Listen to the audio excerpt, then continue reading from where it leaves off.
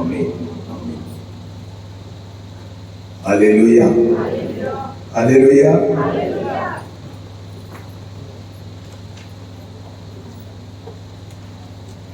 आज का मेरा विषय है परमेश्वर आपकी क्यों नहीं सुनता। या ऐसा मत समझ लो परमेश्वर मेरी क्यों नहीं सुनता। बहुत से लोग प्रार्थना करते हैं, प्रार्थना का जवाब नहीं मिल पाता। आप सोचते हो कि जब गवाहियां जब सुनते हो कि कैसे इनके जीवन में परमेश्वर ने काम किया, मैं भी इस बात के लिए प्रार्थना की थी, यह किया था, परमेश्वर मेरी क्यों नहीं सुनता, मुझे चंगा क्यों नहीं किया, मेरे प्रार्थना का जवाब परमेश्वर क्यों नहीं देता। आप मेरे अंदर ही अंदर टूटते होगे। आप सोचते हो कि परमेश्वर क्या पाए, आप पक्षपात करते हो। मगर आप जानेंगे कारण क्या है, क्यों परमेश्वर आपकी आवाज को नहीं सुनता। क्या परमेश्वर बहरा है? क्या परमेश्वर पक्षपात करने वाला है, एक की सुनेगा एक की नहीं सुनेगा? क्या परमेश्वर कुछ लोगों के लिए क्रूस पर मरा है? वो सबसे प्रेम करता है, वो सबकी सुनता है। मगर आज कारण जानेंगे, क्या कारण है कि आपकी प्रार्थना को परमेश्वर नहीं सुन रहा, उसको उत्तर नहीं दे रहा है। बाकी आप देखो लोगों की जरूर बड़ी बड़ी गवाहियां आ रही है, आपको भी लगता होगा। बहुत सी बहनें यहां पर है, संतान की आशीष मांग रहे हैं, खुदा नहीं दे रहे हैं। क्या कारण है? बहुत से लोग पवित्र आत्मा मांग रहे हैं, नहीं मिल रहे हैं। बहुत से लोग भौतिक चीजें मांग रहे हैं, नहीं मिल रहे हैं। बहुत से लोग वचन पढ़ते हैं, उसका उत्तर उनको समझ में नहीं आ रहा, वचन समझ में नहीं आ रहा है। कारण क्या है?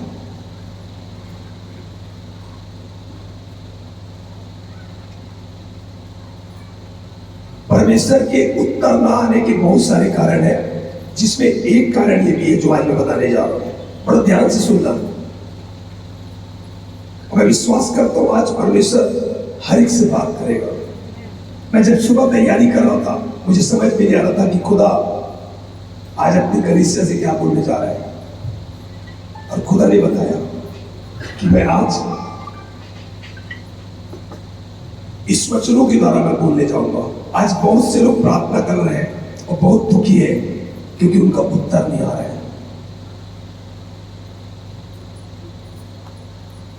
बहुत से लोग आज बीमारी में है, कर्ज में भी है, आपकी हालत नहीं बदली है, आपके बंधन नहीं छूटे हैं, दुष्ट आत्मा आपके ऊपर वार करते जा रही है। परमेश्वर आपकी क्यों नहीं सुनता? मुझे आज एक कारण समझ में आया। मेरे साथ निकाल लीजिए लूका 18 अध्याय का और 9 से 14 पद को देखेंगे। यहां पर बाइबल क्या बताती है।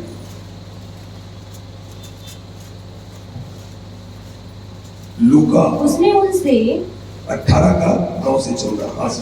उसने उनसे जो अपने ऊपर भरोसा रखते थे कि हम धर्मी हैं और दूसरों को तुच्छ जानते थे, यह दृष्टांत कहा। देखो यहाँ पर यीशु मसीह स्वयं दृष्टांतों के द्वारा बात कर रहे हैं। और देखो क्या बोलते हैं यहाँ पर। 2 मनुष्य मंदिर में प्रार्थना करने के लिए गए। एक फरीसी था और दूसरा चुंगी लेने वाला। फरीसी खड़ा होकर अपने मन में यूं प्रार्थना करने लगा, हे परमेश्वर, मैं तेरा धन्यवाद करता हूँ कि मैं दूसरे मनुष्य के समान अंधेर करने वाला, अन्यायी और व्यभिचारी नहीं, और मैं इस चुंगी लेने वाले के समान हूँ। मैं सप्ताह में 2 बार उपवास रखता हूँ। मैं अपनी सब कमाई का 10वां अंश भी देता हूँ। परंतु चुंगी लेने वाले ने दूर खड़े होकर स्वर्ग की ओर आंखें उठाना भी न चाहा, वरन अपनी छाती पीट पीट कर कहा, हे परमेश्वर, मुझ पापी पर दया कर। मैं तुमसे कहता हूँ कि वह दूसरा नहीं परंतु यही मनुष्य धर्मी ठहराया जाकर अपने घर गया, क्योंकि जो कोई अपने आप को बड़ा बनाएगा वह छोटा किया जाएगा, और जो अपने आप को छोटा बनाएगा वह बड़ा किया जाएगा। आमीन। इस वचन के पढ़े जाने के द्वारा सबको आशीष देगा। बड़े ध्यान से आप इस बात को सुनना। आप डिस्टर्ब मत हो, बच्चे अगर डिस्टर्ब करें प्लीज आप लोग शांत रहें और आप बच्चों की ओर ध्यान दें। हालेलुया। यहां पर दो लोग परमेश्वर के पास आए प्रार्थना कर रहे हैं। एक था फारिसी और दूसरा चुंगी लेने वाला। फारिसी ने जो जो अच्छा काम किया था ना, उसने सब कुछ परमेश्वर को बताया और अच्छी बात है। उसने बोला प्रभु मैं 2 टाइम प्रार्थना करता हूं, मैं हर एक अच्छा काम करता हूं, मैं उपवास रखता हूं, मैं दान दशमांश देता हूं। देखो वो हमारा पिता है, हम पिता को अपनी हर एक बातों को बता सकते हैं। मगर यहां पर समझना, यहां पर बस एक कारण था जिसके कारण परमेश्वर ने उसकी बात को रिजेक्ट कर दिया, रद्द कर दिया। क्या ऐसा कारण था? आपको पता है हिजकिय्याह राजा के बारे में अच्छी तरह आप जानते हैं। हिजकिय्याह राजा यशायाह नबी के द्वारा परमेश्वर ने यशायाह नबी को भेजा और बोले हिजकिय्याह राजा को बता देना कि उसका समय क्या हो गया, खत्म हो गया, अब वो कुछ दिन बाद मर जाएगा। मेरे साथ निकाल सकते हैं अगर निकालना चाहे तो। यशायाह 38 अध्याय का 1 से 5 पद आप देख ले, यहां पर बाइबल क्या बताती है। यशायाह 38 का 1 से 5।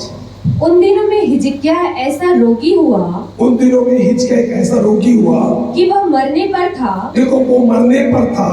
तब आमोस के पुत्र यशायाह नबी ने उसके पास जाकर कहा यहोवा यूं कहता है, परमेश्वर यूं कहता है, अपने घराने के विषय जो आज्ञा देनी हो, जो तेरे को अपने घराने के विषय में जो करना है वो दे वह दे, क्योंकि तू न बचेगा, तू अब कुछ दिन के बाद मर जाएगा, मर ही जाएगा। हाँ? तब हिजकिय्याह ने दीवार की ओर मुंह फेर कर, तब हिजकिय्याह राजा ने दीवार की ओर मुंह को फेरा, यहोवा से प्रार्थना करके कहा, और परमेश्वर से प्रार्थना करके अब अपनी बातों को बता रहा है, हे यहोवा, हे परमेश्वर, मैं विनती करता हूँ, मैं तेरे से विनती करता हूँ, स्मरण कर कि मैं सच्चाई और खरे मन से मैंने कैसे तेरे साथ रह के जीवन को बिताया, सच्चाई के साथ खरे मन से, कोई गुनाह कोई पाप नहीं किया है। वो अपने बाप को, अपने पिता को सारी चीजें बता रहा है। अपने को तेरे सम्मुख जानकर चलता आया हूँ, और मैं तेरी उपस्थिति में चलता आया हूँ, और जो तेरी दृष्टि में उचित था वही करता आया हूँ, और जो सारी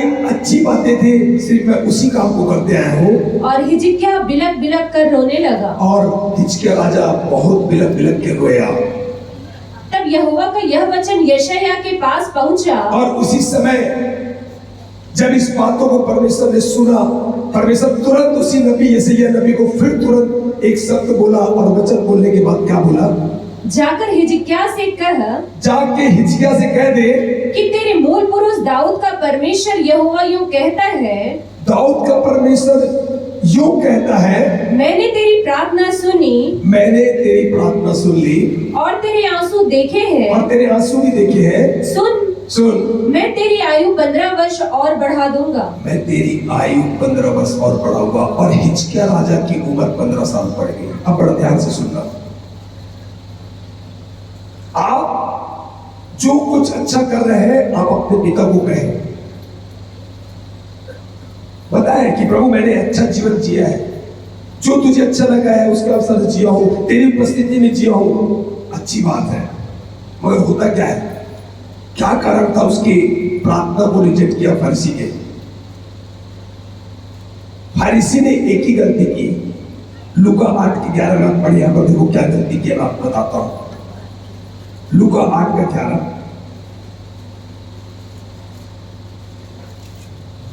दृष्टांत का अर्थ यह है, हाँ?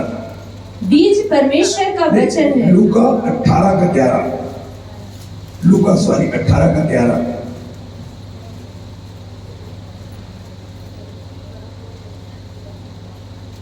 फरीसी खड़ा होकर अपने मन में यो प्रार्थना करने लगा, फरीसी खड़ा होकर अपने मन में यो प्रार्थना करने लगा, हे परमेश्वर, हे परमेश्वर, मैं तेरा धन्यवाद करता हूँ मैं तेरा धन्यवाद करता हूँ कि मैं दूसरे मनुष्यों के समान अंधेर करने वाला, बस दूसरे मनुष्यों के समान मैं अंधेर करने वाला नहीं हूं।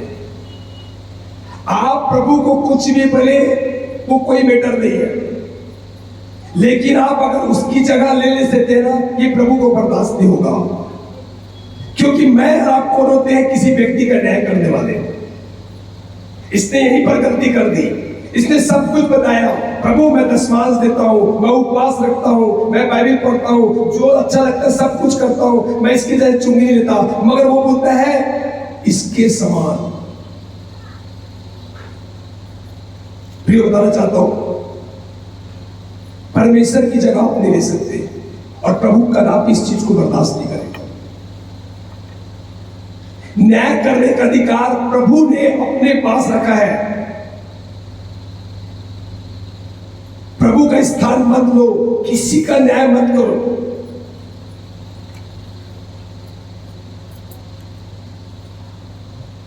मैं गुरुवार की मीटिंग ले रहा था विक्की भाई के यहाँ, तो वहां कुछ बातें हो रही थी पास्टर और विश्वासियों के बीच में, तो वो कुछ बता रहे थे, तो लोगों को बड़ा आश्चर्य हो रहा था। बोले पास्टर के बारे में, बोले बहन के बारे में बोले, तो मुझे डर लग रहा था क्योंकि कुछ चीजें मुझे परमेश्वर बात कर रहा था। मैंने बोला शांत हो जाओ, मत बोलो, वो हमारा काम नहीं किसी का न्याय करना। एक बहन पास्टर के बारे में बोल रही थी, पास्टर बहन के बारे में हमें नहीं पता, मगर वो सुन के बड़ा आश्चर्य होता कि ऐसा भी हो सकता है। पहला मत बोलो, मुंह बंद करो, न्याय करना हमारा काम नहीं है। अगर रियल में आपको लगता है आप उससे सच्चा प्यार करते हो, उसके अंदर आपके अंदर उसके अंदर कमी दिखती है, आप वो पास रख के उसके लिए प्रार्थना करें। परमेश्वर ने उस फारिसी की नहीं सुनी, उसको रिजेक्ट कर दिया। हम दूसरों पर बहुत उंगली उठाते हैं। आज सीखेंगे क्यों परमेश्वर प्रार्थना नहीं सुनता। क्योंकि पता है, मैं जो आज पुलपिट पे खड़ा हूं ना, मैं रियल बता रहा हूं, मेरा काम यही था। सिर्फ मैं यही देखता था कि इसमें क्या कमी है, मैं कभी अपने आप को नहीं देखता था, और इसके कारण परमेश्वर मेरी प्रार्थना नहीं सुनता था। मैं कई बार बता चुका हूं, जब मैं पासवान नहीं बना था, मैं जिस चर्च में जाता था मुझे घड़ी दिखती थी, मैं चर्च छोड़ देता था, दूसरे चर्च जाता था। वहां जाता था, वहां भी लोगों के अंदर घड़ी दिखती थी, मैं चर्च छोड़ देता था। मैं ऐसा कोई चर्च नहीं होगा मैं रायपुर में ना गया हूं, सारे चर्चों में गया, मुझे कोई व्यक्ति भी परफेक्ट नहीं दिखा। और उसके बाद जब मैं परमेश्वर के चरणों में बैठा, परमेश्वर मुझे एक ही चीज बोला, सिर्फ मैं ही एक हूं जो सिद्ध हो, बाकी सब तेरे को घटे वाले दिखेंगे। तू मेरे पास आ जा, सब कुछ बदल जाएगा। क्योंकि मैं अपने आप को नहीं दिखता था, और मैं लोगों के अंदर घटी देख के सिर्फ उनकी बुराइयां ही करता था, उन बातों को देखता था, इसलिए खुदा मेरी भी नहीं सुनता था। मगर मैं प्रभु का धन्यवाद करता हूं, जब से मैं परमेश्वर की ओर देखना शुरू किया। आप खुद गवाहियां देख रहे हो, खुदा की आत्मा स्वयं से काम करना शुरू करती है। हालेलुया। अगर आप चाहते हैं कि परमेश्वर मेरी प्रार्थना सुने, रिजन भाई क्या बोला पुलपिट पे खड़े होकर, मैंने बोला प्रभु तू आज जवाब देगा, मुझे पैसे की जरूरत नहीं, मुझे ये जानना चाहता हूं तू मेरे साथ है कि नहीं। हालेलुया। खुदा ने प्रूव करके दिखाया, खुदा आपके साथ में है, मगर बस एक शर्त है। आज यहां से निर्णय लेके जाए कि आज से हम किसी के ऊपर उंगली नहीं उठाएंगे, किसी पर हम दोष नहीं लगाएंगे। मैं निश्चय बता रहा हूं, परमेश्वर जब आप दुआएं दोगे, हार और आमीन के साथ उत्तर देगा। हालेलुया। ऐसा एक वचन निकाल लीजिए, इफिसियों 6 अध्याय के 14 से 17 बातें, 14 से 17 तक देख लेते हैं।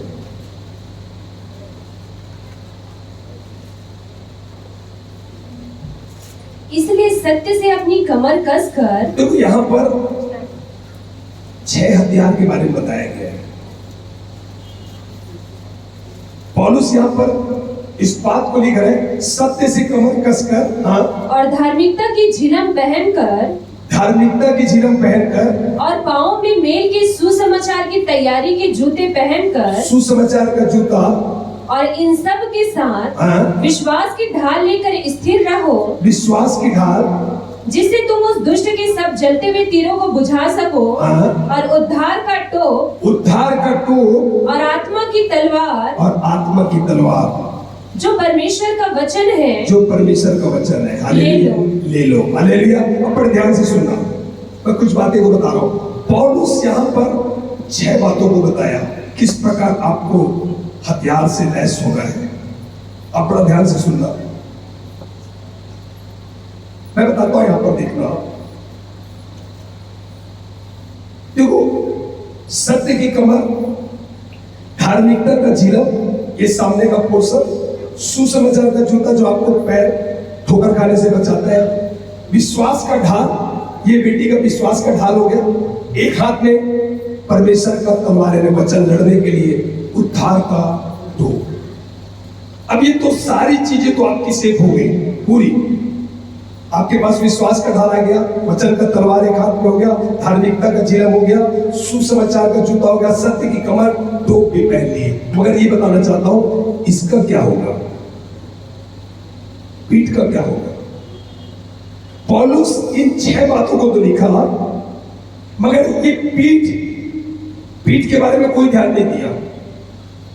मुझे समझ में आया, रोमी सैनिक जब होते हैं ना, जब वहां पर युद्ध में जाते हैं ना, तो सैनिक लोग लाइन से जाते हैं और उनको बोला जाता है तुमको अगल बगल नहीं देखना है। तो तुम्हें कहां देखना है? बोले तुम्हें सीधा देखना है, और अगर कोई रोमी सैनिक को वार करेगा तो तुम्हें क्या करना है? पीछे से कोई पीछे से वार करेगा पीठ की ना, तो तुमको उसकी क्या करना है? रक्षा करना है। मगर पता है, हम लोग आज विश्वासी लोग, आज हम पीठ पीछे वार करते हैं। किसी की बुराई कब करते पता? जब कोई रहता नहीं है। यहां पर 6 बातें तो लिखी, 7वीं इसलिए दिया क्योंकि बताया गया था ये तेरी जिम्मेदारी है। ये भाई के जो जा रहा है, तू इसके पीछे खड़ा है। इस पीठ का जो है ना, इसके जिम्मेदारी को कोई से पीछे से वार ना करे। हम बड़े केयरफुल रहे। खुदा सबकी सुनता है, मगर होता क्या है, हम कई बार नहीं समझने के कारण ये एरिया खाली है, और इसके कारण हमारे अपने ही लोग पीठ में क्या करते हैं? वार करते हैं।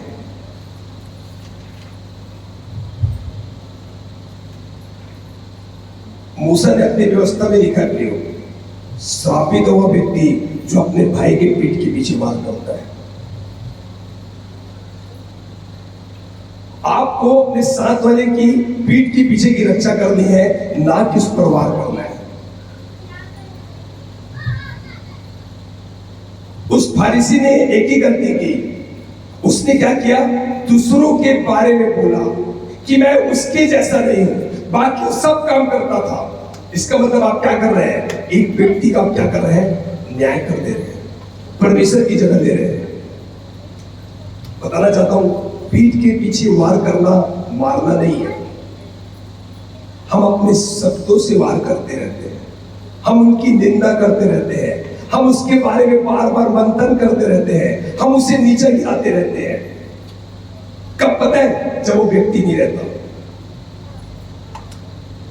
और इसके कारण परमेश्वर मेरी रात की प्रार्थना को कई बार नहीं सुनता। आज इस कलीसिया से जब जाए, एक निर्णय लेके जाए, मैं आज से मैं उसके सामने क्या करूंगा? बात करूंगा, उसके पीठ के पीछे उसके पीठ की रक्षा करूंगा, उसके ऊपर कभी वार नहीं करूंगा।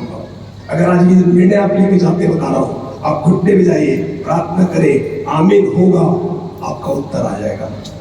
हालेलुया। अगर आप उसके जीवन में चाहते हैं कि मेरे जीवन में बदलाव चाहते हैं, कि मेरे जीवन में बदलाव आए, तो क्या करें? आप उसके पास जाएं, उसे बताएं कि तेरे अंदर एक घटी कमी है, उसके साथ क्या करें? मिलकर उसके साथ प्रार्थना करें। उसको बताएं कोई दिक्कत नहीं, क्योंकि आप प्रेम करते हैं, मगर पीठ पीछे बात मत करें। अक्सर हम ऐसी करते हैं। और कैसे बात करते पता? भैया उसके साथ ये प्रॉब्लम है, तो किसी को मत बताना, मैं सिर्फ आप ही को बता रहा हूं। ये नेचर है हम लोग का, और हमें कई बार नहीं समझ में आता। परमेश्वर इन बातों को बिल्कुल बर्दाश्त नहीं करता। अब बताओ, जो आप नहीं कर सकते ना, वो आपकी प्रार्थना कर सकती है। हालेलुया। हम सीखे, कई बार पता है परमेश्वर हालात आपके विपरीत रखता है। मैं घटना बता रहा हूं, एक प्रभु के दास थे, उनके घर के सामने एक वेश्या स्त्री रहती थी और बिल्कुल उनका दरवाजा आमने सामने था। और क्या होता था, सुबह जब पास्टर साहब उठते थे ना, जैसे उस स्त्री बहन को, वेश्या स्त्री को देखते थे, बोले अरे बाप रे, मैं कहां इसको देख लिया, मेरा दिन तो आज खराब हो जाएगा। मगर पता है वो जो बहन थी ना, वो बार बार छत में चढ़ती थी और उस पास्टर की ओर एक झलक मुझे दिख जाए, क्योंकि जानती थी कि उसको देखने से मुझे बड़ा सुकून मिलता है, मुझे अपने पाप का एहसास होता है कि काश प्रभु मैं इतना पापी हूं, शायद इसके अनुग्रह से मैं भी इसके समान बन जाऊं। हालेलुया। मगर एक पास्टर क्या सोच रहा है, कैसे स्त्री है, कैसे वेश्या स्त्री, इसका जीवन इस प्रकार है, और वो इस प्रकार सोच के मेरा दिन भर खराब हो रहा है। मगर वो बहन बोल रही है, मुझे पता है एक महान दास मेरे घर के सामने रहता है, और जब मैं उससे देखती हूँ तो मुझे बड़ी शांति मिलती है, मुझे पाप का एहसास होता है। मगर तो प्रभु प्लीज सहायता कर कि काश मुझे भी ऐसी बना दे। आपको नहीं पता, जिसके बारे में आप सोच रहे हैं उसके विपरीत वो आपके लिए क्या कर रही है, परमेश्वर के लिए अच्छे से आपके लिए दवाई दे रही, उपवास दे रही। प्रभु इसे तू और बढ़ा दे, तो इस पर तू और अनुग्रह कर दे। आप किसी व्यक्ति के लिए ऊपर वार कर रहे हैं, वो आपके लिए उपवास करके दुआ कर रहा है, आपको नहीं मालूम। श्रापित है वो जो व्यक्ति पीठ के पीछे क्या करता है, वार करता है। बताओ मैं, श्राप अगर आपके जीवन में आएगा ना, श्राप कभी भी बढ़ने नहीं देता। जहां पर श्राप होगा ना, वहां पर घटी होती है। पाल भी है कि बेटी नहीं आई मेरे यहां, पता है उसके जीवन में श्राप है, उसकी मां के पापा के सब में सिकलिन की बीमारी है उसके पास। उसकी मां को भी सिकलिन है, हर महीने 6 महीने साल भर में ब्लड चढ़ता है। उसकी बेटी को भी सिकलिन है। और जब मैं उनके कांटेक्ट में आया, मुझे पता चला ये श्राप इनका पीछा कर रहा है। क्यों पता है, उसका पति सुबह उठता था और प्रतिदिन इस बात को बोलता था, तू श्रापित है, उसकी अपनी वाइफ को, तू श्रापित है, तू ऐसी है, बहुत गंदी गंदी बातें बोलता। तो उसे पता ही नहीं मैं क्या कर रहा हूं। मगर मैं प्रभु का धन्यवाद करता हूं, मेरे पास एक आशीष और श्राप की हिचकरना की बुक थी। अब मैंने उस बेटी को दिया, हमारा बेटा तू इस बुक को ले और इसको पढ़, और जैसे जैसे जो श्राप है उसको तोड़ते जा, मैं बता रहा हूं तू आजाद होगी। वो हाइट में बहुत छोटी थी, तिगनी थी, हाइट नहीं बढ़ रही थी, ब्लड उसका बढ़ता नहीं था, ग्रोथ नहीं हो रहा था, कर्जे में फंसे हुए, बहुत सी समस्या, बड़े दुख में थे, परिवार में अशांति थी। अगर मैं प्रभु का धन्यवाद देता हूँ, बेटी 10-12 साल की, ज्यादा उम्र की नहीं है, बुक पढ़ती थी। जैसे जैसे श्राप टूटता था, उसके मुंह से खून की उल्टियां, नाक से कुछ निकलना, और इतना डरती थी क्योंकि श्राप इतना जकड़ लिया था। और उसके बाद मेरे पास जब फोन आता था, मैं उसके लिए प्रार्थना करता था, और धीरे धीरे परमेश्वर से छुटकारा दिया, और मैं देखा उसकी हाइट बढ़ना शुरू हो गई है। हालेलुया। श्राप बड़ी खतरनाक चीज है। अब इस बात को थोड़ा ध्यान दें, अपने ऊपर श्राप को लाने मत दे। एक नगर में प्रभु के पास एक अंधे को लेकर आया गया और बोला गया, अंधा बोलता मेरे लिए प्रार्थना करो यीशु मसीह के पास। प्रभु ने कहा क्या किया पता है, प्रभु ने उसे उस नगर से बाहर ले गया,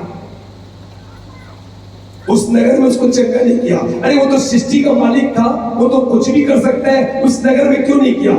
क्यों नहीं गया? उसका कारण था क्योंकि प्रभु उस नगरों को श्राप दे चुका था।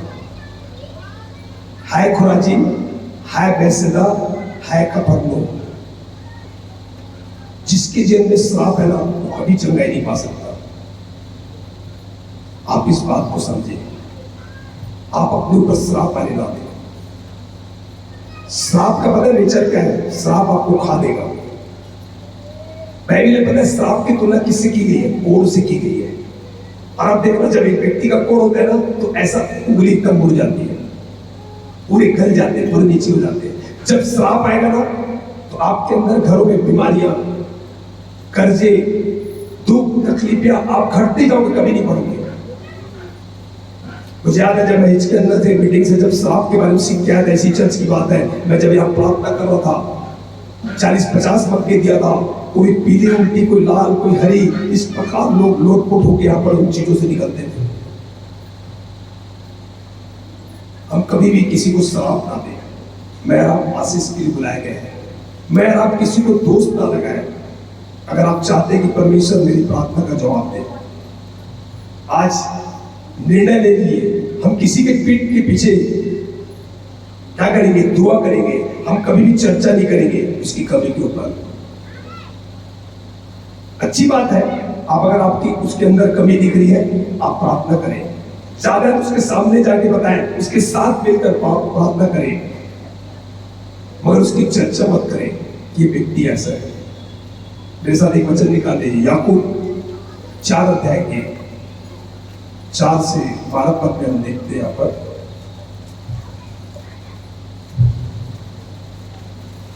यहाँ पर मेन पॉइंट हम पढ़ेंगे,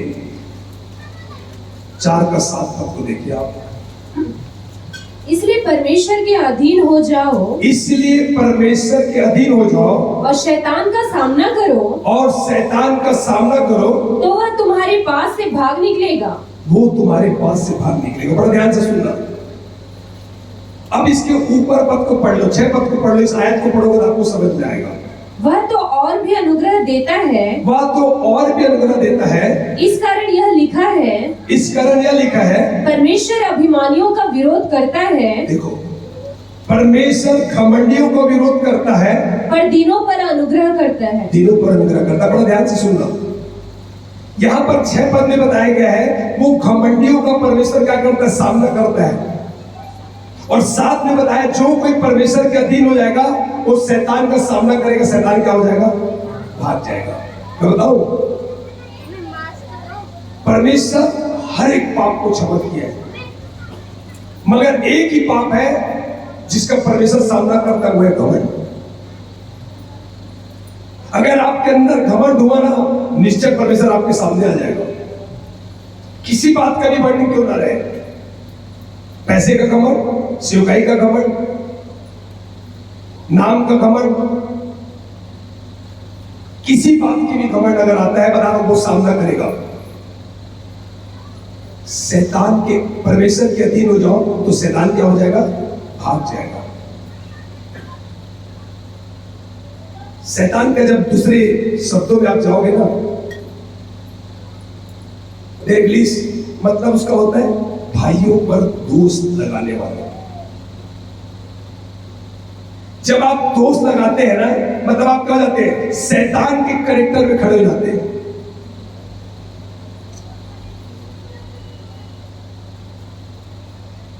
आपको पता ही नहीं चलता। और जनरली हम जब सुनते हैं ना, हमें बड़ा अच्छा लगता है ना, किसी की घटी को सुनते हैं तो, मगर अब डर लगता है क्योंकि काम बहुत है। अगर परमेश्वर हमें उत्तर नहीं देगा तो हम कैसे काम करेंगे। तो परमेश्वर समय समय पर इन बातों को हमें सिखाता है।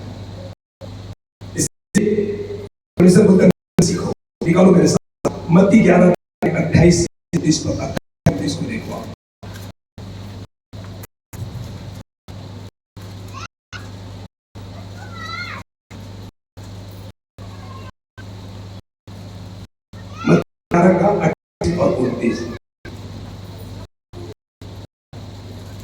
परिश्रम करने वाला, हे सब परिश्रम करने वालों, बोझ दबे हुए लोगों, मेरे पास आओ, मेरे पास आओ, मैं विश्राम दूंगा। मैं विश्राम दूंगा। अपने ऊपर उठा लो और मुझसे सीखो, मुझसे सीखो कि मैं नम्र और मन से मन दीन। बस मुझसे सीखो, और मन में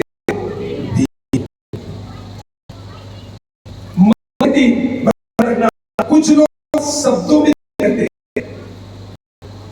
के साथ बात एकदम ऐसा लगेगा बिल्कुल है।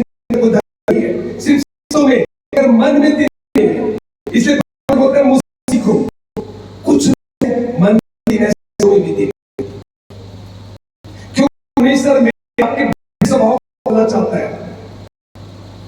कई बार आप देखो बड़े प्यार बोलते तो है, अंदर हमारे अंदर आज भी पुराना स्वभाव, इसलिए परमेश्वर को से सीखो। आपको क्या पता कि घमंडी नहीं है, वो क्या है, पहचान क्या जानोगे, उसकी पहचान जो व्यक्ति है ना, वो निश्चय बता हर एक दूसरों को स्वीकार करे।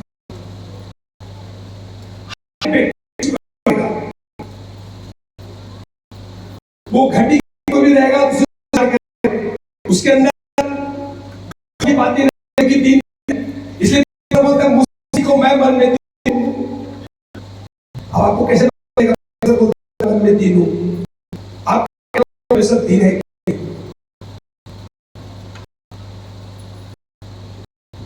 परमेश्वर वो आपके पाप क्रूस पर उठाया, वो पाप वास्तविक में दे सकता था, क्या किया वो परमेश्वर ने इंसानों के लिए आपको क्या ग्रहण किया, मनुष्य नीचे आ गया और पाप ग्रहण करने के लिए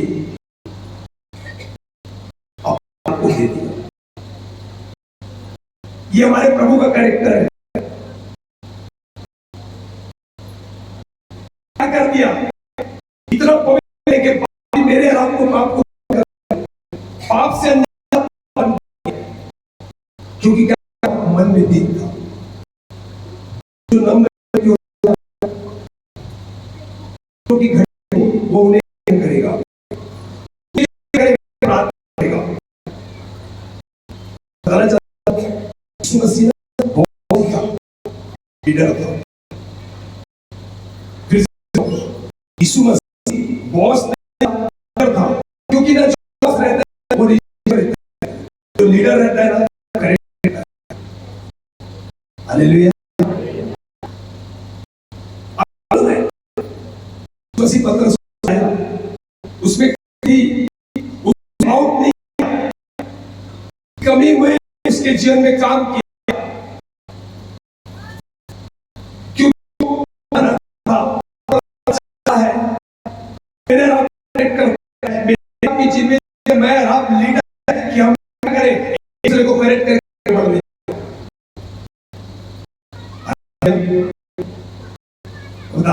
अगर आप दूसरे के ऊपर उंगली उठाए, कभी प्रार्थना उत्तर आएगा, कभी भी नहीं आएगा, क्योंकि मेरा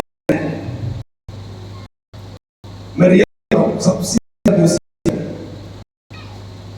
इतना चला मुझे इन लोगों की घटना देख ही नहीं पाता, क्यों पता, क्यों एक व्यक्ति की घटना,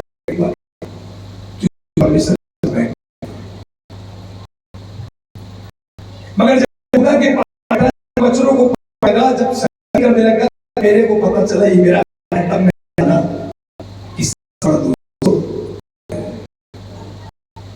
प्रभु का धन्यवाद करता हूं कि सभी धीरे धीरे करेक्ट, जैसे जैसे मैं समझ आ रहा हूं उसके ले आ रहा हूं, प्रार्थना सुनी जा रही है और आप लोग के साथ हैं।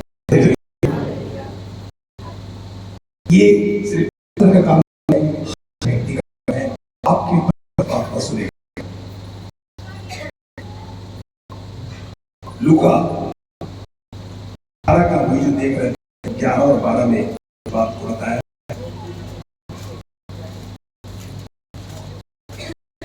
फरीसी खड़ा होकर यूं प्रार्थना करने लगा, फरीसी खड़ा होकर मन में प्रार्थना करने लगा, परमेश्वर मैं तेरे बात करता हूं कि मैं दूसरे मनुष्य समान करने वाला नहीं,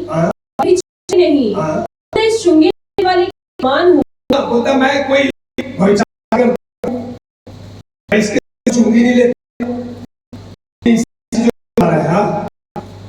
मैं सप्ताह में 2 उपवास करता हूं, मैं 10 भी देता हूं, मैं अपनी कमाई का अंश भी देता हूं, तो चुंगी वाले में दूर होकर मैं अपना उपवास कुछ करता हूं, कोई काम नहीं करता,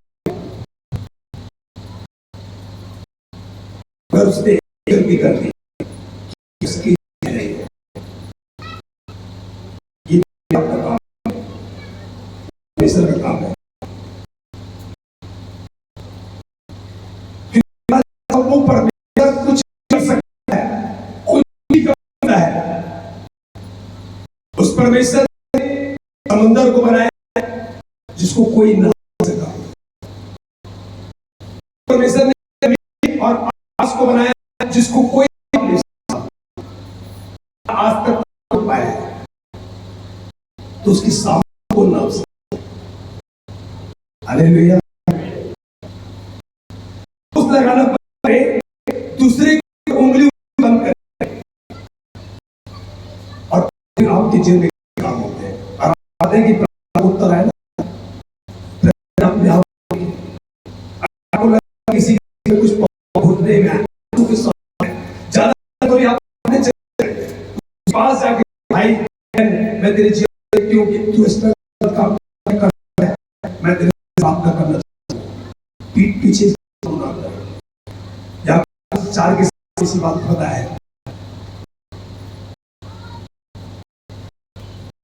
याकूब का साथ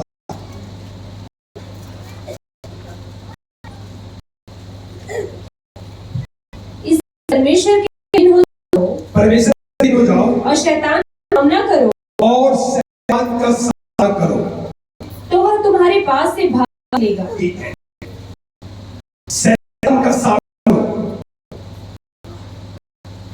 दूसरा जब तलवार में जाएंगे इब्लीस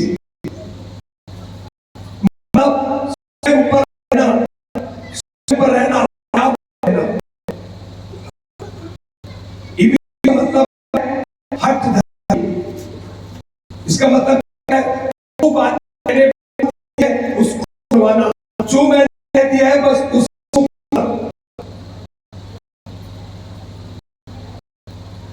स्वयं रहने का मतलब अपने की घमंड के सामने इस बात को अपने घमंड से करना, स्वयं मेरी बात तो है कि किताब हो जाए बोल के ये करना है तो भले करना सही हो। ये भी एक आत्मा है जो हर भी रहता है।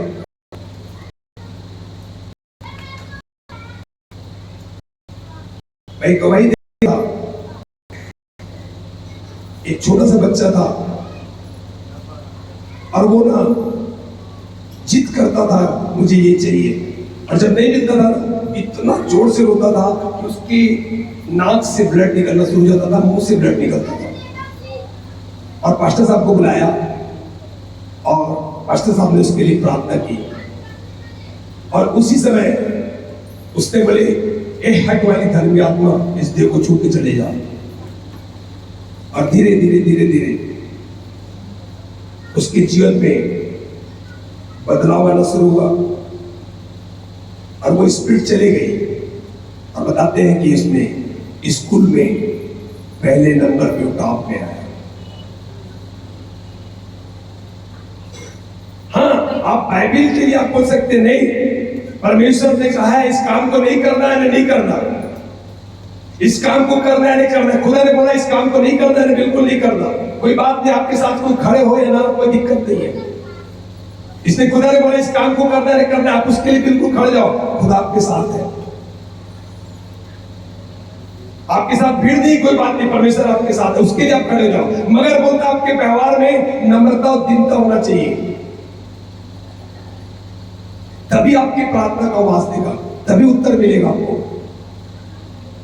और जब आप इस बात को देखते हैं कि मैं तो क्या खुद घमंडी हूं, मैं बताना चाहता हूं जैसे आप अपने घमंडपन से बाहर आते हैं, परमेश्वर से छुटकारा पाते हैं, शैतान आपको छोड़ के भाग जाएगा। हालेलुया।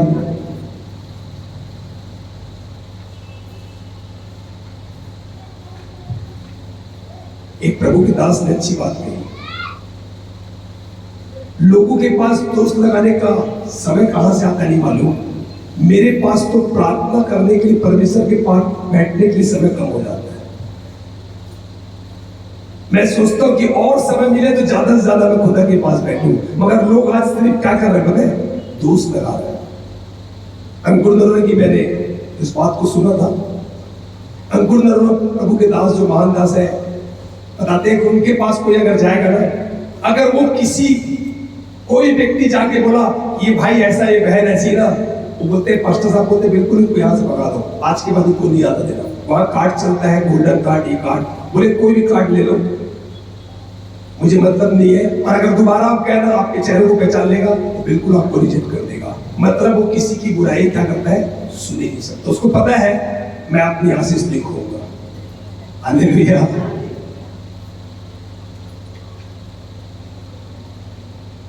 प्रभु के दास थे, उनके पास एक व्यक्ति आया और बोलता है उनको, बोले पास्टर साहब आपके बारे में कुछ लोग ऐसा ऐसा बोलती रहते, बताया नहीं है ना। पास्टर साहब बोले प्लीज प्लीज प्लीज, मतलब मेरे पास अभी समय नहीं है क्योंकि मुझे प्रचार करने जाना है। क्योंकि पास्टर जानता था अगर मैं इसकी बात को सुन लिया तो जो रास्ते भर जो 2 घंटा रहेगा ना, मैं सिर्फ यही सोचते रहूंगा कि अगले ने मेरे बारे में क्या बोला, तो मेरे पास जो वचन है सारा भूल जाएगा। वो अगला बोला नहीं, पास्टर तो यार सुनना भी नहीं पसंद कर रहा है, उसे पता था इससे कोई लाभ तो है नहीं, मगर हम लोग बड़ा इंटरेस्ट लेके पूछते ना, हम क्या करें, उससे कोई लाभ नहीं है। मुझे बहुत मजा आता था। अभी भी बहुत से चीजें मेरे पास आती है चर्च के बारे में, कहीं पर रिश्तेदारों में बहुत सी बातें। अब धीरे धीरे धीरे परमेश्वर मुझे करेक्ट करना शुरू किया, क्योंकि पता है मैं रियल में बचा नहीं पाता था, मगर पेट इतना कम हो गया कि सब कुछ बच जा रहा है आजकल। हालेलुया। बहुत से लोग बोलते हैं सरोजा कि आप बहुत दुबले हो गए, मगर हाँ बिल्कुल सही बात है, क्योंकि अब मैं नहीं, मसीह मुझ में दिख रहा है। हालेलुया। हम इस बात को जाने प्रिय, आज मेरे राम का पर लेन देन होगा, आज से मेरे जुबान में किसी की निंदा नहीं होगी तो सिर्फ परमेश्वर की स्तुति होगी। हालेलुया। लास्ट वचन उसके बाद प्रार्थना करेंगे। याकूब 3:11 क्या सोते के एक ही मुंह से मीठा, सोते से एक ही मुंह से मीठा और खारा जल दोनों निकलता है? क्या खारा जल दोनों निकलता है? कभी भी इसमें आशीष और श्राप नहीं निकल सकती, कभी खारा और मीठा नहीं निकल सकता, एक ही चीज निकलेगा।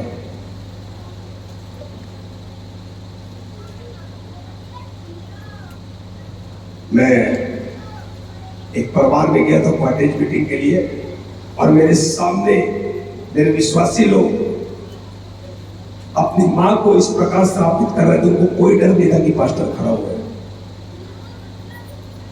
बाप भी बोल रहा था, बेटा भी बोल रहा था, उसकी पत्नी भी बोल रही थी। मुझे आश्चर्य हो रहा था, पास्टर खड़ा है सामने। जब एक व्यक्ति का डर नहीं है तो परमेश्वर को तो मुझे लगता है डर ही नहीं होगा, क्योंकि खुदा तो खैर बात नहीं है, पहले तो एक व्यक्ति पास्टर खड़ा, उसको कोई डर नहीं। मुझे बड़ा आश्चर्य हुआ। बुधवार मीटिंग गया हूं, मैं देख रहा हूं मेरे सामने अपने मां को श्रापित करे जा रहा है, उसका बेटा चिल्ला रहा है, उसके बाद एक बेटा के बाद उसकी क्या कर, दूसरा बेटा चिल्ला, दूसरा शाम था, उसका पति चिल्लाया, उसकी मां चिल्ला रही है, और मैं देखती रहा। मैं बोलते रहा भैया आप रहने दो, कोई दिक्कत नहीं। बोले नहीं भैया ये ऐसा है, हमें हिस्सा बांटा नहीं दे रहे, फलाना दुकान, दुनिया भर की बातें। वो बेचारी प्रभु को जानती नहीं है, और हम सोचते हैं हमें प्रार्थना को उत्तर मिलेगा, कहां मिलेगा। पता है उनके शब्द सुन के मुझे मजाक नहीं करो, ऐसा लगता था, बोले तू मरती क्यों नहीं, ये शब्द थे। आप क्या कर रहे हैं, और आप परमेश्वर से उम्मीद करते हैं कि परमेश्वर मेरे जीवन में काम करेगा। सर पढ़ कर लोग बताओ, नहीं सुनेगा परमेश्वर।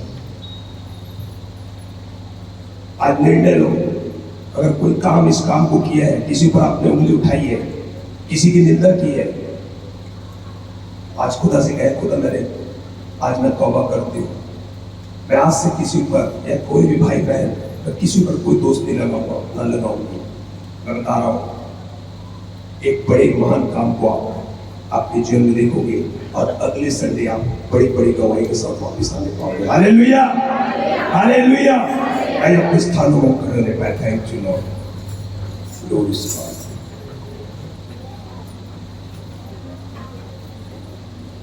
हम अपनी आंखों को बंद करें और इस समय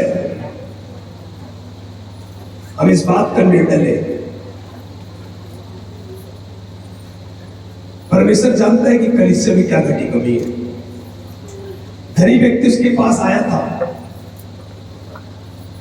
वो सारी आज्ञा को मानता था, परमेश्वर से प्रेम करता था, स्वर्ग के राज की खोज भी था, मगर उसके अंदर एक घटी कमी थी, वो धन से प्रेम करता था। प्रियो, आज आप देखिए कि कहां पर आपने किसी को कैसा पीठ पीछे वार किया है, दोष लगाया है, या किसी को आपने श्रापित किया है। आज खुदा से क्षमा मांगे, जरूर परमेश्वर आपको इन तमाम श्रापों से आजाद करेगा और आपकी प्रार्थना को सुनने पाएगा। Thank you Lord, glory to God. हम अपनी आंखों को बंद करें, हम सब प्रार्थना करें। थैंक यू जीसस, ग्लोरी नीबा रबा रखा नबा सिंदा नीबा बाबा। Thank you master, holy spirit, धन्यवाद धन्यवाद।